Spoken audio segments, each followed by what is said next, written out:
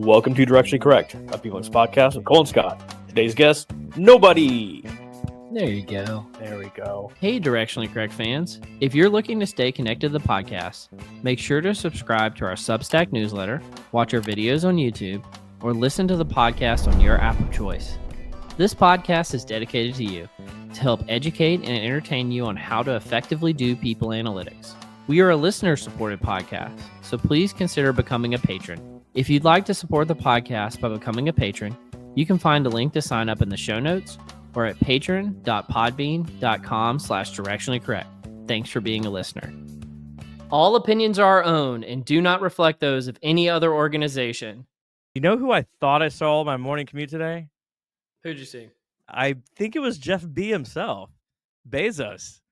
You saw Jeff I Bezos? don't know if Jeff Bezos. I don't want to give too much away, but if he drives a black Mercedes sort of truck and he was checking out my sweet shoes while I was walking to work like a peon, then surely Jeff B has a driver, right? And he's not alone. Like, he's one of the richest men in the world. I don't know. He's a high T guy now, with all buff. Maybe he's driving a truck by himself. Literally, it's at the corner of Denny Avenue and whatever that triangle building is by the old Elephant Car Wash, if anyone's familiar with Seattle. But right there, like, I'm wearing these like crazy like yellow shoes I bought off of eBay, yellow Asics, and I look over and this guy's like checking out my shoes, and I look over and we like made eye contact, and I swear to God, it was Bezos or Bezos lookalike. I guess people could like take his image and just try to emulate it. I had a similar situation like that not that long ago. Do you know who the golfer Bryson DeChambeau is? I know the name. Okay. He's popular in golf, but he's actually like a YouTube star now. And so he goes around and he films these videos. There's like a bunch of like gimmicky ones, like how many shots does it take me to get a hole in one over my house and stuff like that. So it's like really popular. And I was golfing the other day and I was coming off the green on the 9th hole, which is by the clubhouse, and driving under a tunnel to go to the back nine. And the guy drove behind me in the other direction. And I was like, was that Bryson DeChambeau? Was that him? Yeah. And then a bunch of golf carts followed him and they all had like video equipment on him. And I was like, that's freaking Bryson DeChambeau. And he was filming a video at the golf course I was playing at the time. And so I was like, oh, wow. I just got to like have, and like I made eye contact with him and I waved because I thought I knew him. Yeah. But because like I hadn't registered, oh, this is a famous person. This is a person I know. So I waved to Bryson DeChambeau and he waved back. Plus you're just from the South, right? That's what you do. Yeah. You like drive by people and you wave, right? Yeah, exactly. It's just decorum. I got to say that I was so locked into the how many days does it take to hit the ball over the house into the hole in one on the ostentatious putting green he has behind his house. Oh, so you have seen the videos? I've seen the videos. I just don't know his name. But yeah, I know exactly what you're talking about. And he did it for I don't know if he ever made it. I assume he did. No, he made it. It was like I think 28 days in or something like that. I probably followed for 25. Yeah. Until I didn't see the videos anymore. No, that's cool, man. You met Big Boss Bezos. Who's potentially who's the guy that went to UT, University of Texas, the golfer guy, Jordan Spieth. Jordan Spieth. If you're familiar at the State Fair of Texas, there's I don't even know how to describe it. It's by the main sort of thoroughfare, like so you got Big Tex on one end and like a big like stage on the other side, and it's like a big room.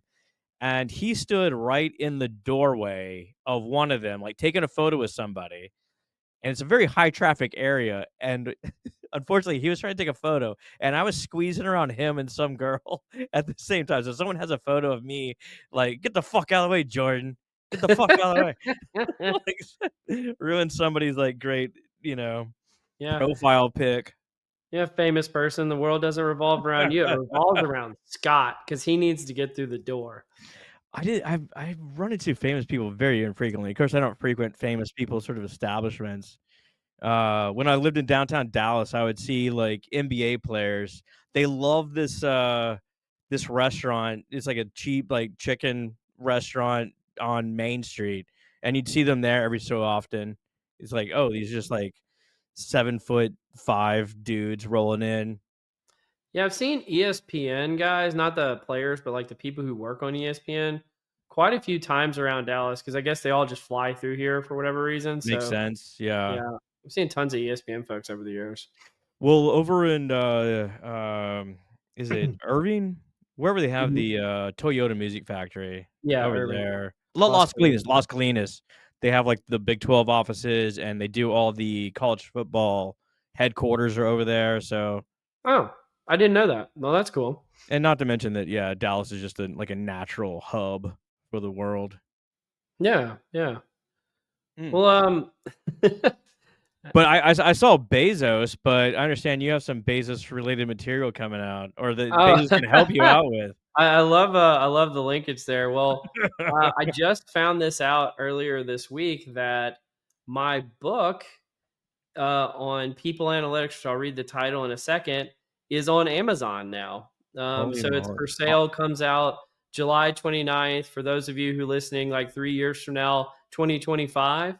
And it's called People Analytics Using Data Driven HR and Gen AI as a Business Asset. So pretty pumped about that. I'll put a link in the show notes, but it is ready, and I'll probably do a deeper dive later on this year when it's closer to that time coming out. But pretty psyched about this. So yeah, thanks for teaming me up there, Scott. As you should be, as you should be. Like I know how much effort goes into writing one chapter of a book, and it is You've done that a few times, haven't you? it is fucking painful. Well, no. I at the very beginning they say like, "Hey, you want to write a chapter?" You're like, "Hell yes, I'm gonna write a chapter. I got a million things to say." And then like you're like, "All right, I make an outline." And then like 6 months later, you're like, "Oh shit, they're asking me for that chapter I'd promised to forever ago." Like one, I love the artwork there. Did you do that artwork? I did not do the artwork. And I didn't do the title either. So a while Did you write back the book? Did you write the book? I was yeah, I did write the book.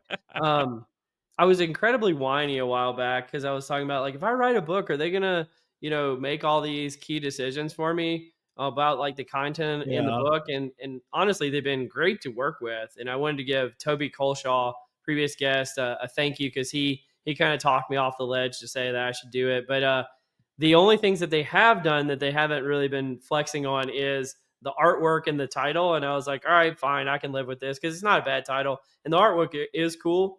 So yeah, but that was kind of the to go full circle on Cole's being whiny to Cole actually wrote a book. No, it looks solid. I'm gonna talk to T Dog Colshaw next week. As a matter of fact, I mean, good news is it's already in the bargain bin, 71% off. What's going on there? Like, what is? Well, we haven't even come out yet. We're already getting a discount. I don't know. Maybe they're just having maybe sales are sluggish. I don't know. I mean, of all the people I know in people analytics, and which is very few compared to like the mighty network of Cole Napper, like you have such great insights around like how to develop teams, how to show value. I don't even know what's in the book. I can't wait to read it, but I couldn't imagine like the brain of Cole spilling out into the pages. Yeah, if you're a good boy for Christmas, maybe I'll send you a signed copy. Yeah. I But it, don't want to call them out, but like I won't mention their name, but they mentioned that they have is it someone we've had on the podcast before that has a book, so it's rather limiting to how what that is. But they said like, oh Lord, I got like 4 boxes of my book in my garage. I don't know what to do with it, so I just kind of hand them out for like Christmas gifts and stuff. I mean, it's definitely something you have to think about because like if they gave you like 4 copies, it's like yeah, I can find 4 people who want this Yeah. book. But if they give you 100, it's like who am I going to give this to? A sad day for me. I wrote a book chapter many years ago about virtual teams, and it's really about the chapter's about assessment, hmm psychometrics of virtual teams. And they give you like 12 copies. So I gave one to my mom, and I don't know, about 10 years later, like she comes like, "Hey, do you want this back?" I was Ooh. like, because like in her defense, like she's never gonna read a book chapter about virtual teams. And Well, that is, I will say this. I don't know if we've ever talked about this, but one of the ways, because my parents have never known like what IO psychology is or what people analytics Yeah. is. And one of the things that my dad actually picked up in retirement, because he retired not that long ago, is he started listening to the Oh, podcast. really? Yeah. Yeah, and he's like, so occasionally he'll want to talk to me about it. I was like, that's really cool. Get to know your family better. And yeah, so dad, if you're listening, I really appreciate you. Hey, Dad. Yeah. Yeah, You should call more. Call your dad more. probably should. Yeah, Yeah, but my mom used to say that I do the I and the O. That's what she used to say. yeah. That's Well, what she would tell her friends. I Yeah. think I've told you this before, but that like family send out Christmas cards every year. One year, my family sent out a card that said Cole is heavily involved in psyop, but it was spelled like psychological operations that like the CIA. Psyops. Yeah, Cole's involved in psyops. yeah, like really That is unethical stuff that classic. that we do overseas to like overturn governments. And I was like, Dad, you put that in the Christmas card. He's like, I thought that that's what you did. Sorry. I was like, okay, well, Well, I've clearly done a bad job explaining this. well, I mean, you mentioned that. I everyone has gone so fucking like crazy about LLMs now, like Mhm. Gen AI, that it's really driving me nuts that they think that it's the panacea to everything. It's like, oh, just take it and throw an LLM and get it out. It's like that's just like automating your shit out of existence. I mean, and like not only that, like you're rehashing material that is already existing, and we don't really. Hell, we talked about this a couple weeks ago. We don't really rely on theory that much anymore, or just like basic humanist principles. Like I see a real dearth in our field of people just doing the psyops. Like go back to the psyops and like rely on those psychological principles and get back to our foundations and get away from like the glitter bomb of Gen AI. Well, I'll agree with you, and then I'll empathize with them for a second. And I have something to talk about this later on in the episode Oh, too. okay. So it's setting up for a good callback. Um, But to empathize with those people, a lot of folks, especially if you're not like a really digitally native or data literate person, they keep getting told, "Hey, you better start using AI, or it's going to it's Yeah, not." They hear the quote like, "It's not AI that's going to replace you; it's the people who don't use AI that's going to yeah. get replaced." And so they're thinking, "Okay, well maybe I'll just throw a bunch of spaghetti against the wall with AI and see what sticks." And then they end up finding things that they're like, oh, it is actually really good at this thing, but that also happens to be the thing that I'm really good at. So I'm in like torn, like, should I get AI to do the thing that I'm really good at, or do I, you get what I'm saying? But I'll cover it later where it talks about um, the number one skill that makes you better at AI is critical thinking, Yeah, and the well, number yeah, one skill okay. that AI is replacing, and I guess I'm kind of giving it away now, but is critical thinking. And so it's just a fascinating thing that what we're seeing in society. I love the experimentation. I love the exploration of like, hey, let's find ways to improve my work, get me better, make me more efficient, this sort of stuff. But it's not the answer to everything. It's not the answer Correct. to everything. But people are seeing it that way. And yes, there's the.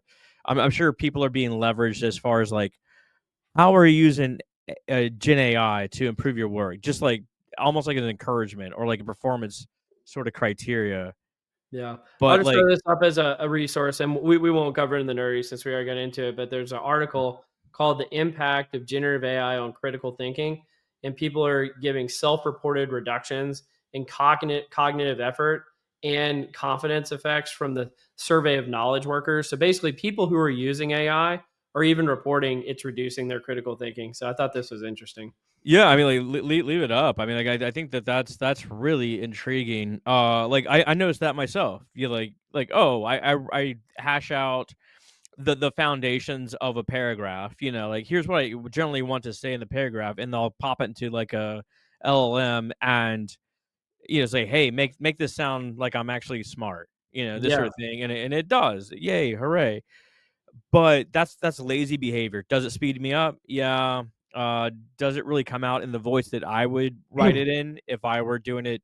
We'll say 10 years ago. No, Absolutely not. Is that good? I think that we really need to have the time to dig into things and like let it ruminate in your brain before moving on to like really have it soak in and have like genuine thoughts about them.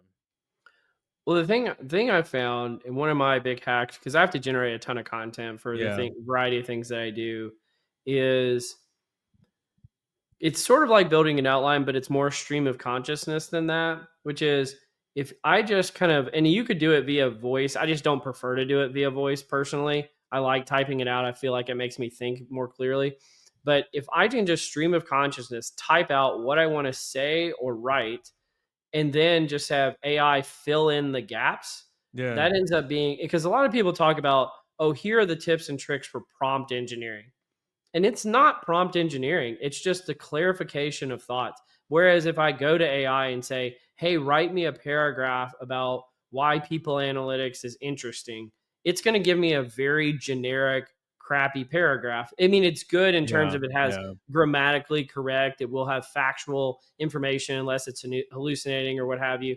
But if I go in and I write ostensibly, like sometimes, like the context window, I'll have written like 3 pages and I'll say, "Hey, Yeah. write me 3 pages on this topic." And it ends up being so much better because I had essentially written 3 pages, but it was improved because I didn't have to spend 3 days editing down my ideas to make them more concise. That's the magic of it. That's the appeal. So like you can move on to other things and produce more content and like that's the time saving element. But is it good? Like, and I'm not talking for you or like any No, individual person. I'm talking like in general because the I do person think who that had that'll erode. increased their critical thinking, is it good? Exactly. Exactly. It's the same reason that people retire and they do, if they're lucky, they do a crossword puzzle and they atrophy, right? I mean, like, because you're not really using the noggin anymore.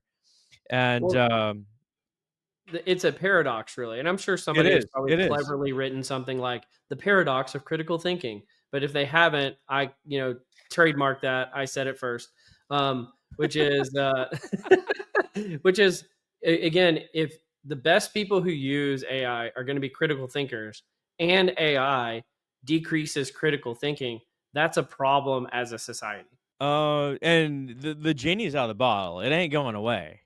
Hmm. Right? Like this is not like a two-way door that we can like go back to what 2021, 2020, and like say like this didn't exist.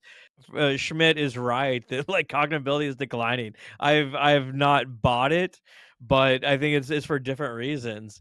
Maybe he saw the future, or just this prophetic that the cognitive ability is just becoming less of an asset. Are you talking about Idiocracy or Frank Schmidt, or are you talking about like the what is it, the Flynn effect? Which are those you're Well, talking oh man, like I think that all three are applicable here. I was really making a Frank Schmidt joke there, but it definitely you see Idiocracy creeping in, one of the most profound movies ever made, honestly. Well, so Uh, maybe it's like the paradox of intelligence, which is intelligence, according to his research, even though it is disputed, is like the most important factor for job mhm. performance.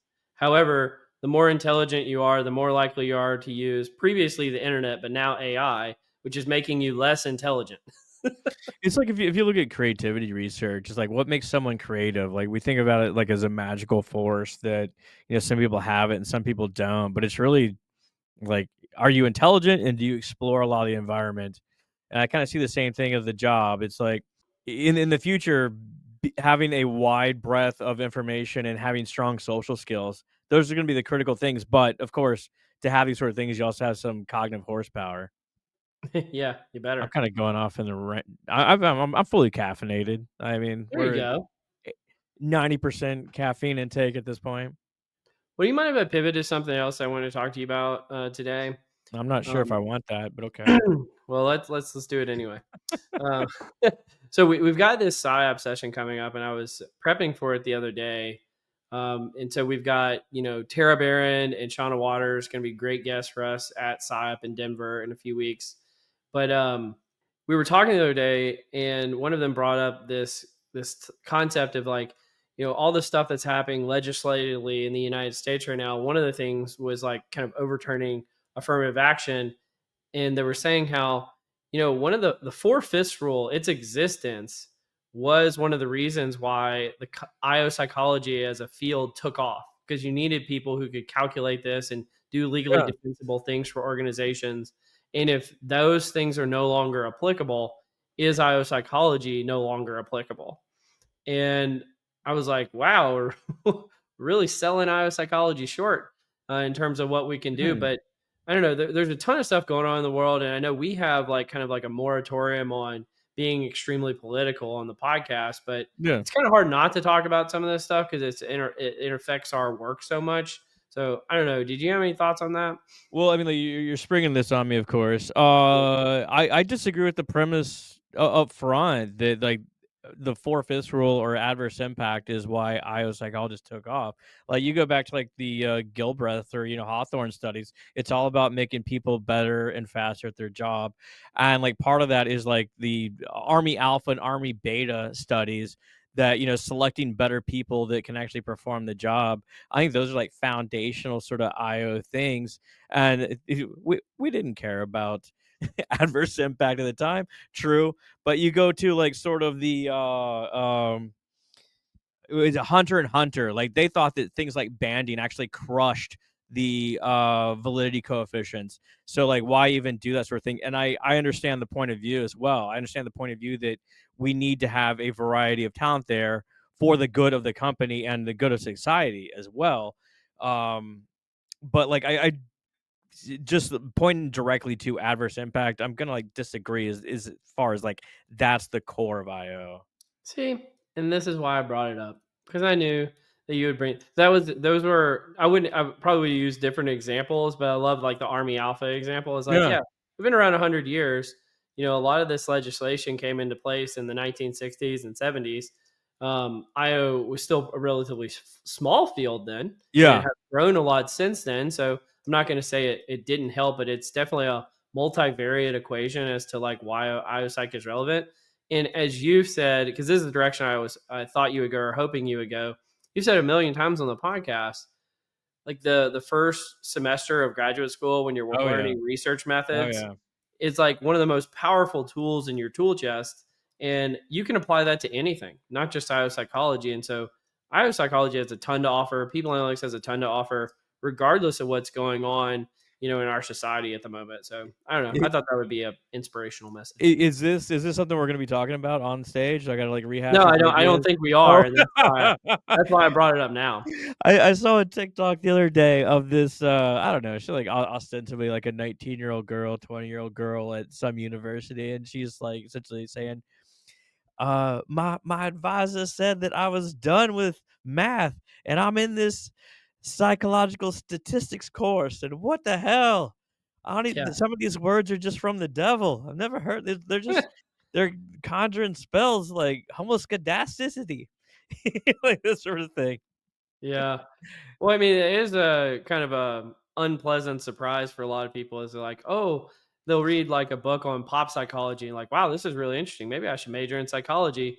And I'm not. I'm a more of a people person. I'm not a math person. So maybe I'll do this. And then they get into psychology and they realize that all it is math and like experimentation and like a lot of buyer's remorse. Oh shit, it is a science. It's not just like story time about all the fun findings. Oh no. I mean, Yeah, like I really did not enjoy my definitely research methods class as an undergrad. I didn't value it. I didn't understand it. Uh but like now I see it, especially if you're in grad school, it's the most valuable class that you have. Most valuable. yeah. I was listening. I'm curious what you think about this because this is related to psychology. I'm reading. Actually, I haven't started yet, but I listened to this guy. This book called The Ellipsis Manual. So The he was on ellipsis a manual? podcast the other day. What does Uh, that mean? What's the ellipsis manual? well, it's. I'll get into it. He's talking about like how people use psychology to like manipulate people, like get them to start a cult or get Psyop. them to like do stuff that's not in their best interest. And there was a part of me that was like, well, first of all, this is fascinating. Secondly, is he just giving a bunch of mumbo jumbo? That's why I bought the book to look into it. Yeah. That doesn't have any like scientific basis. But the third reason is like we've talked a bunch about like the replication crisis and how meager some of Oh our yeah. correlation coefficients are. And then I thought about it. I was like, should I really even be worried about any of this stuff? Because does psychology work good enough that you could actually use it to manipulate somebody? Or is it just some people are really highly suggestible and you can get them to do anything regardless of what the psychology says? Um, that's just for me to react to. Yeah. It sounds wildly interesting. I don't fully understand the premise of the book, but there's enough examples out there of It said the subtitle is Analysis and Engineering of Human Behavior. And then he has a second book called Behavioral Ops Manual, Neurocognitive Intelligence Training. And I was like, this this is either a bunch of bullshit or it's brilliant or, it's just, whatever. two sort of like not totally divergent thoughts. I invoke his name way too much, but Alex Pentland, his book Social Physics, has a number of these examples of how to modify people's behavior, not by direct individual means, but by applying social pressure to them. So like essentially inducing herding behavior and getting people to like do things like a small example maybe like you walk up to a corner in say like Manhattan, one restaurant is packed with people, the other has no one in it. You're more likely to go to the one that's packed, even though you have no idea which food is better, this sort of thing. Um, I highly recommend it as far as like finding ways to manipulate how people behave. And with that said, I've dealt with a few behavioral scientists, Mhm. worked with a few at a variety of companies, um, and they've never lived up to this hype. If you're That's out my there, I want point. you to live up to it. I want it to happen, but that's your job is to do these sort of manipulations on people and get them to behave in a way we want. And I think it's fucking fascinating. That's exactly the direction I was hoping you would go, Yeah, because like nudging, nudging was like this big thing like 10 or 15 years ago. yeah, We're like going to completely remake society. I think the phrase was like libertarian paternalism. We're going to make it better, but not in a heavy-handed way through nudging people. And they're yeah. like, oh, and it works and it's so efficacious. And then, 10 years later, a bunch of research comes out that like nudging doesn't work at all, except it just really annoys people. And it's like, oh, it's kind of like a pestering mother. We're just going to pester people into doing what we want. And it's like, okay, well, we knew like pestering has mixed effects, like thousands of years ago, probably. Well, So, yeah, and it does work. It works under conditions, though. I think a lot of people think like, "Oh, I'm gonna email blast people, and we'll get them to do this sort of thing." I mean, that's gonna work for a percentage of folks, but the real science behind it, like how can you increase that probability, is where the behavioral scientists should come in, or psychologists, yeah. whatever, and make this more likely. I mean, the Uh, biggest impact of nudging was, they'll automatically check the box for you to subscribe to something when you're buying. Like it's like subscribe to our newsletter and it's automatically checked, but it's like buried in the fine print. And you're like, yeah. oh, I better uncheck that box or they're gonna annoy me forever. Right. Like that's nudging at its finest. Dude, 1-800-Flowers, not a sponsor, and I don't want them to sponsor it. I get 3 emails from them every day. Like, Exactly. I put it in the blocked bin, it still shows up somehow. I don't know And then how. somebody at 1-800 Flowers, probably a whole team of people, are bragging about how great their nudging efforts are to get you to buy 1-800 Flowers because look, we have spam, we're not in the spam folder and we automatically check the box that people are signed up forever. You can't get out of it. Death, taxes, and 1-800 and Flowers. Man, at the last company I worked at, like, I was trying to run this campaign to essentially do nudging, but essentially get people to sign up for something, and I talked to our marketing group or, communications group, and I was asking them, "Hey, can we just see if someone opened an email?" Yeah. And the underling said, "Oh, yeah, absolutely." And the boss lady sitting next to her, like, interrupted her and said, like, "No, we cannot do that." And I was like, Because they knew "Oh, the implications. oh, oh, something interesting is going on here." That's more of a kvetching. And, like, No, the no, I totally get where you're going with that. yeah, yeah. It's like, "Oh, well, you want us to do something, but Yeah. you don't want to give us the tools to actually measure it to know if it's effective. Anyway, now I'm just kvetching. No, I mean, and that's the whole premise behind, like IO psychology or people analytics or behavioral sciences. You Yeah. actually do something and then you measure how efficacious it is afterwards. But Well, you cut out the measurement part and it's like, what are we doing here? back to the first like month or two you're in a research program, right? Those what they talk about as far as like designing an experiment, selecting a sample, making a true experimental design where you have like in a randomized assignment, this sort of thing. People do not get it in the business. They will come up with like fucked up ideas of like this is all fictitious, of course, but like my group, we want to show that people in my group are going to get promoted. So we're going to put all the people that are on the promotion track into my sample and all the fuck ups in the other sample. And it turns out that my program is great. Like, I don't think that that's really showing anything. But of Well, course, you that's got outside why that's pressures. why, one of the core tenets of science is randomization. Yeah, Right? yeah. I mean, if there's one rule, right? I'm still looking for the Solomon foregrip design. Haven't been able to figure out how to fit that into any sort of research study in an actual organization, but I like the idea anyway. Yeah, you get to create like a Punnett square. You get to do a t-test and a chi-square. You get to break all Oh those bad boys man, out. talking sexy to me now, baby. Yeah, yeah. Confusion matrix. Sweet, we don't have to go there right now.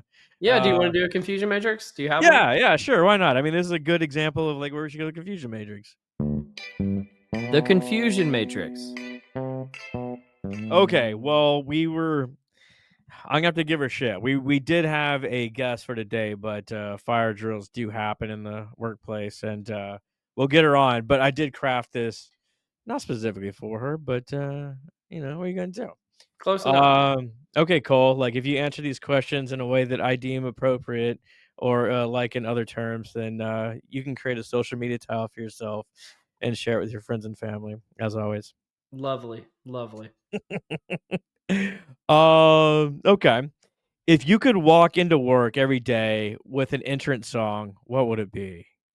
So like you're walking into the front doors and like baseball player, you walk up to the plate, song starts playing. What are you playing? What's going through your head? People would hate it, but it'd be like some of like the probably like a Under Oath or Only Chasing Safety song, which I know 99.5% of our audience is not gonna know what that is, but for the point 0.5, they're gonna know it crushes, and, it's very much in the screamo vein, and I would love Oh, okay. it. Is this like a early 2000s sort of like punk rap sort of thing? Actually, I'd love to dig into this for a second because I Do it. wonder. So, like, I go for runs in the morning before work. I don't know if you do any extra. We actually never talked about this. I don't think. Um, and one of the things like if you're exercising and a good song comes on, sometimes you like have more energy, right? Yeah. Like, and I think like that's a pretty universal finding. One of the things I found though with like certain songs, like my energy goes to like 11 and I feel like my adrenaline starts pumping through me and like I could run through a wall. And so when you brought that up, I was thinking about like if I ever like need to like go for like a real like full out sprint when I'm on a run, I'll Yeah. turn on one of those songs. And I mean, it's just like effortless to sprint when that's happening. That's not external motivation. It's just like I guess like I don't even know how to describe that. That's just like a stimulus. You go Yeah. like straight behaviorism, a stimulus for a response. Not But even not behavior. it's really like I know something's being triggered and it's just like, all right, I'm on all systems go now. I mean, perhaps talk about like behavioral science. Um, One of the I had a friend that was a runner, and he described running a marathon, and the way he kept going, you're going like 26 miles, 26.2 miles, and like you get kind of bored and like you lose your focus, this sort of stuff.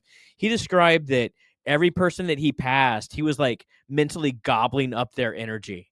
Like he like kind of stole their will from them, and that's what like in that fed him. And he's like, "Ah, I got another one," and, like, just kinda treat it like that. I guess at some point, you get kinda spread out from people, and becomes Mhm. even more motivating, But I was like, that's a really like kind of a fun way to keep it going. Just keep the motor running, right?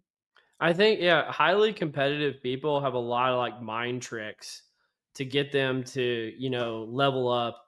I've been watching I'm like really late to the game on this. The series on these Formula 1 racers on Netflix, Uh-huh. and you get to see like they're extremely competitive. And and just like, you know, ostensibly, if you're driving a race car, you're actually not moving a whole lot, right? But Oh you get yeah, the race absolutely. is done and you're covered in sweat. And like it's like you've been working out for hours, but really all you've been doing is turning slightly to the left and slightly to the right.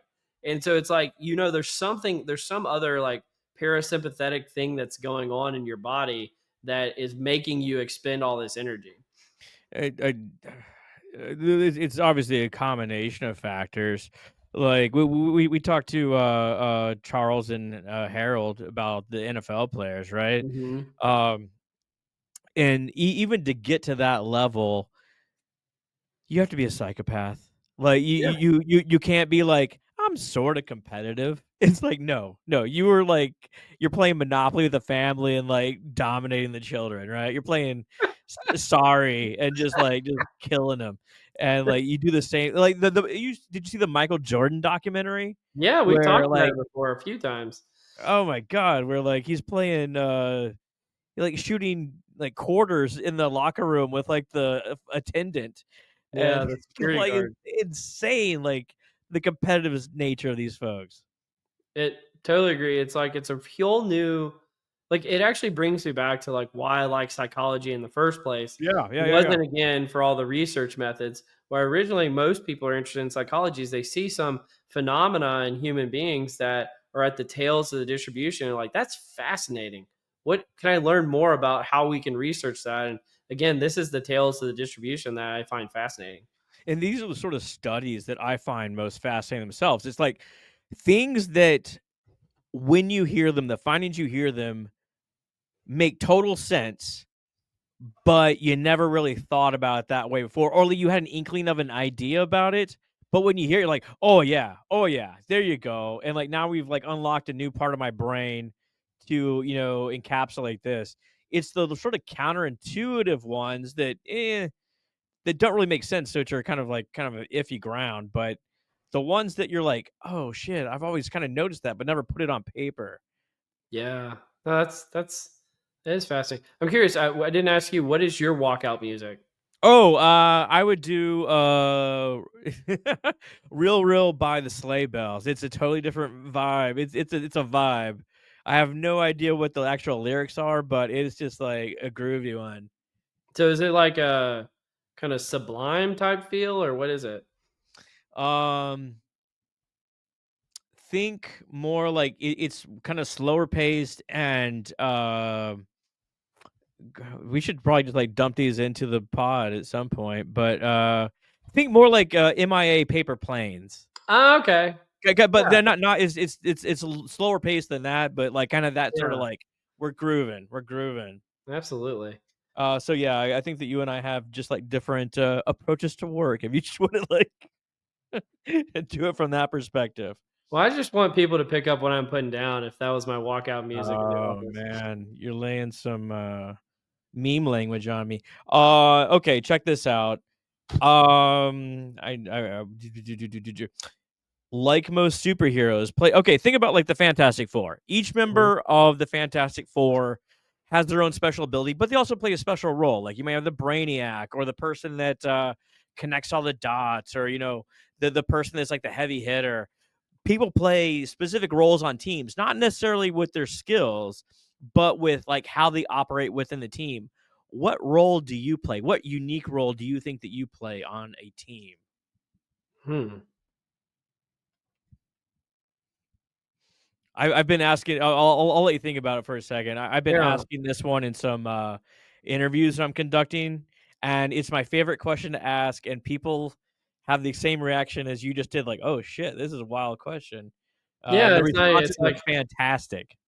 I don't want to be like, well, it depends, but it does depend, like on kind of the nature of the team. Like I would put it my level. of leadership is much higher on a team that I care about the results versus a team who I don't care about the results. My level of leadership is much lower. But I would say most teams I'm going to try to play like a leadership type position. But Yeah. if it's something I don't care about, I'm probably more of the cheerleader, if that makes sense. Cheerleader. Okay, you're on the What would you sidelines. say? Like, what would I say?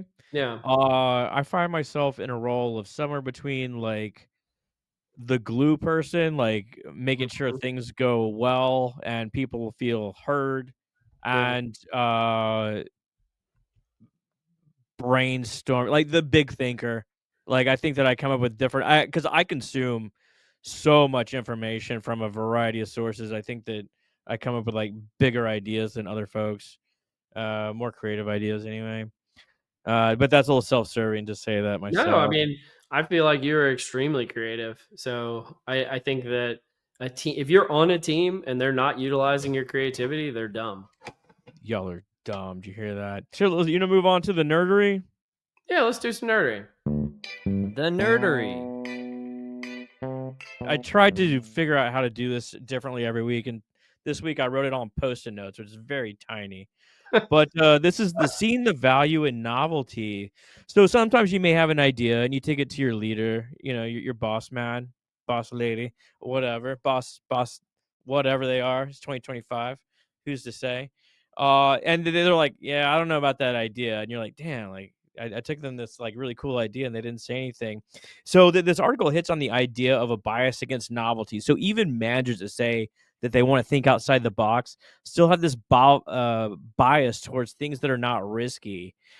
But like how people actually judge ideas may not be solely related on the quality of the idea, but not only their own social network, namely the diversity of their connections, but also the person that's bringing the idea to them. Hmm. So this article, it's a new JAP article, 2025, study this in three different ways.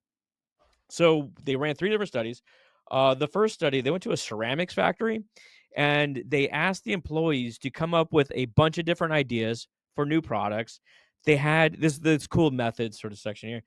They had the marketing team, or like a group of SMEs anyway, rate the novelty of these ideas, and then went to managers and had them rate the viability of these different products. So it's completely blind. They don't know who's bringing the products. It's already been pre-rated, so they understand novelty. And then at the same time, they asked managers to identify who they talk to in the company to get at the diversity of their network. So it's an active O&A survey. And what they found is that people Yeah. with low diversity uh, provided lower ratings to the highly novel ideas, but people with higher diversity in their networks provided higher, not only higher ratings to the novel ideas, but also were more willing to advocate for these sort of things. So really just the exposure to more things allow people to see greater potential in these ideas. They replicated this in a laboratory study. Essentially, they got students in there, and I won't go into that because essentially replicate the study. Then they went out to the field again to a battery tech company, pardon me, and they had once again like employees develop ideas for battery technology, and they found that people that were more central in the network produced ideas that were more novel overall, which kind of makes sense. You gather more information, you can like produce ideas that are more novel. And they say that it's really there's an interaction effect. So the magic really happens when you have a manager with high diversity and employee that's very central. That's where the true innovative magic takes place. A huge mouthful. Yeah. No, that's fascinating. And one of the things I was thinking about, I thought originally when you were describing it, I thought it was going this direction. And then I realized it was kind of going a different direction. But I think it jibes with what you're saying. Is there's a lot of research that'll test like teams creating ideas, like an idea quality. And I think we've Yeah. covered a few on the Yeah. podcast before. And it's like and diverse teams and like what kind of team composition does it take to make the highest quality ideas? And one of my criticisms of that, which you hit on with this research, is yeah, but just because they generate like a really novel idea doesn't mean anybody's going to implement that idea, Yeah. right? And so what really you want is what kind of teams create the best ideas and are most likely to get those ideas adopted by organizational leadership who actually makes the decisions. And I think what you got into there with the third study is how what it takes to get creative or novel ideas adopted, not just created. Yeah, absolutely, absolutely. I mean, it's just one thing to be like, I got this idea. We're gonna have a cat shit on a drum head, and like yeah, okay, like Great idea. great idea. That's very novel, totally Yeah, novel, but like super not novel. viable from our customer standpoint. I think that the takeaway, and it has really good suggestions at the end of the article to get your idea adopted, as far as like expand your network from just a network standpoint, like take in more ideas, all this sort of stuff, but also frame it in a way that the company or managers can see the value of the idea and how it will actually impact, customer demand or revenue generation, whatever the idea is trying to attack. But the fascinating thing is like just because you have an idea doesn't mean that the manager is going to see the value in it because of who they are and who you are. Because essentially, people with higher social status, i.e., more central, are going to be seen as more viable in this Yeah. way. Well, there's a part of it again that's like status and influence. And there's a part of it which is some people have decision making rights and some people don't. Yeah. And whoever has decision making rights, that's who you need to influence because they can fundamentally say yes or no to a decision. The, Do you mind if I hit you with one real quick, though? oh yeah, absolutely, absolutely. I found this, and this is actually kind of a callback to one of the things you were saying earlier about. Let me see if I can get it on the screen real quick. About experimental design and how you've never really gotten to do like a 2x2 randomized controlled trial and like what's the value. So apparently I must have missed this, but it's HBS has a working paper series, so Harvard Business School, and in 2016 they published this article called "The Great Training Robbery." And what they found is that U.S. corporations spend $164 billion a year on training and education, and the overwhelming evidence shows that none of this training transfers to employees. And so this guy James Elfer tells a story about at his company More Than Now. They had done a groundbreaking assessment of a development program for 1,000 leaders. And what they did is they chose a true randomized controlled experiment to evaluate the effectiveness of that training program. And what they found is, again, to use like Kirkpatrick's model, the first level, the program rated extremely well. Everybody loved it. Yeah. But the kicker was they found no effect on leader behavior and no positive change in employee experiences in the aftermath of the leaders that had gone through the program. And so I think this is why we were talking earlier about the person who you asked if you could get the click through links on, Yeah. and then the manager goes, "Oh no, we don't have that data." I thought immediately of this article because people who lead training and development programs that they only want to see the ratings. They only want to see, oh, people love the training, right? Everybody loves the training. They said the training was so effective. But what they don't want to see is the actual evaluation and measurement if the training had an impact in the real world. And it's because there's a great training robbery going on right now, and $164 billion a year is being utilized with it. I love the title, "The Great Training Robbery." Just a quick aside, the great Don Hamill. I used to work at ProEd in Austin, and he was my psychometrics leader. He's the one that like was doing psychometrics by hand in like the 1930s, like quite literally, like Yeah. correlation tables and sort of stuff. And he grew up in a circus family, and they would ride a train, and you talk about they'd all sit in the caboose, and everyone had a gun on the table while they were counting the money because like people would come and try and rob their trains, like fucking Wild West sort of shit. Anyway, um, boy, I've seen all sorts of crazy things happen with training, like leaders or the leaders, like the trainers telling everyone in the moment, like, hey. take this evaluation of the program. Be sure to give it 5 stars while you're in here. It's like, Yeah. okay, this is not evaluation whatsoever. Or you're at the oil change place and the oil change person is like, Yeah, "Hey, I just want you to know, can you make sure to give me 5 stars because my bonus is tied to if I get 5 yeah. stars or not?" And it's like stuff like that is like completely again, there's no efficacy to it. But I mean, it does. Training does work, or else we wouldn't have school. We wouldn't have school, right? Like, but you need I don't know if this. your example actually proves that because I think a lot of people go to school for 12 years and still don't know how to read. Oh my god, well, yeah, that's well, that's another example of like, do you want free education? Like, you had it for 12 years and you didn't seem to take it for that time. But I digress. But it does work for some people, but you need sustained training, and you need it needs to be spaced out, it needs to be reinforced over time, you need to have motivation to do it, all these sort of things that you ain't gonna get in a hour-long video to watch, and you're not gonna get it in a 2-day seminar that everyone just goes off and doesn't do anything about.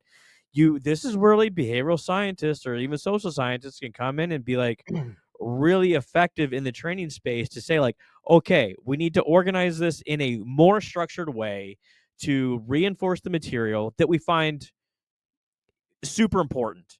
We're not Yeah. going to give you 45 things to remember. We're going to give you 5 things to remember, and we're going to hammer them home. And it's got to be ingrained in the culture if they're important, and it's got to be a full force effort. It can't just be like yeah, you did it and you liked it and that was great. Now let's find like a cascading effect Yeah. to everyone around you. When I've led teams in the past that did this type of work of like evaluating training and using Kirkpatrick's model, I always told people level 3 is all I care about Yeah. because level 4 is the ROI. Well, you can't get ROI if level 3 doesn't work. And I've probably mentioned this on the pod before, there's actually an inverse correlation between level 3 and level 1. So the less people like training, the more likely they are to have learned something from it. And the more they like the training, the less likely they are to have learned something and transferred it to the job. What's the neighbor guess? He's like, what's your job? Is like, I got to teach kids math. Like, do they want to learn math? Like, no. I don't know Yeah. if that's neighbor gets it or not, but yeah, it's a tough job. That's an interesting perspective. I've never heard that the I never thought about it, and I'd have to think about it some more. Like, the more people like the training, the less effective it is. I guess it Well, I've transferring never to other seen folks. anybody publish research along those lines, and so that could just be from my own experience having done the analysis myself and my team's done the analysis, but it's still like it tracks logically with what I've seen in the world, and it tracks with that article a second ago, which is they found the ratings were super high, and they found using a controlled randomized controlled trial that there was no effect on leader behavior and there was no effect on the direct reports having better employee experiences, which means there was an inverse correlation between the ratings of the training and its level 3 effectiveness and in terms of transferring to the job. This is where you need a combination of factors, but I think social networks really come in handy. Like, if you really want to produce a behavioral change in folks, you can't give one person training and expect them to go back to their group of friends and try to influence all of them to, change their behaviors. Hmm. What you need is to get that group of friends together, everyone go through that training, and provide some measures to reinforce that over time. Just like think about it's a small example, but emo kids. Like, why do all y'all like dress alike? Why do y'all sound exactly alike? Because you're such tight knit. You've reinforced the behaviors to one another. It may not be what you want to get out of a training, but you could those you can create pockets of culture where behaviors do change. Same with brainiacs. They start, reinforcing each other to study more. They start competing against each other, or just like set the norms of how you should behave. So it can be done, but you're not going to do it in an hour. No, you're not. Well, I think one of the things that we're hitting on here, and I'll touch on this just briefly, is we have to know what the validity is of what we're measuring. And so I found an article by a guy named Kai Larson professor at University of Colorado, Yeah, who yeah, yeah. just published something at MIS Quarterly on the validity in design science. And what they did is they realized like all of science is based on trying to establish like whether or not what we do is valid. And they looked into it and they found something like there's 7,000 different definitions of what validity is. Mhm. And so they created the first, as far as they know, the decision science validity framework for basically like defining how you know if something is valid or not. So like all of what we do in science or at least in like IO psychology, is based on whether or not it's reliable and valid, and we don't even know what validity is, and so that's a Uh, problem. well, I mean, just from like the broad perspective of like, you start with face validity, then Hmm. like go concurrent validity, predictive validity, or like we're entering this realm as far as like LLMs is like, what does accuracy really mean?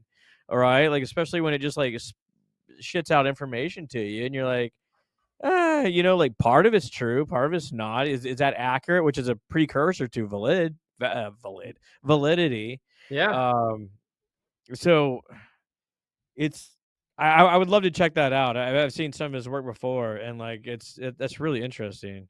Yeah, I'll shoot it to you after this is over. Do you have another one for me though? Oh, yeah, one more. Well, I'll hit you with another one real quick afterwards because I've Oh, got okay. something that I I got think a you'll little want to time. see. Because we're it's timely. This is gonna come out a few weeks later, but the daylight savings time just like passed over us. Hmm. And this is called like lost sleep and cyberloafing. We may have covered this before. It's one of my favorites, 2012 article.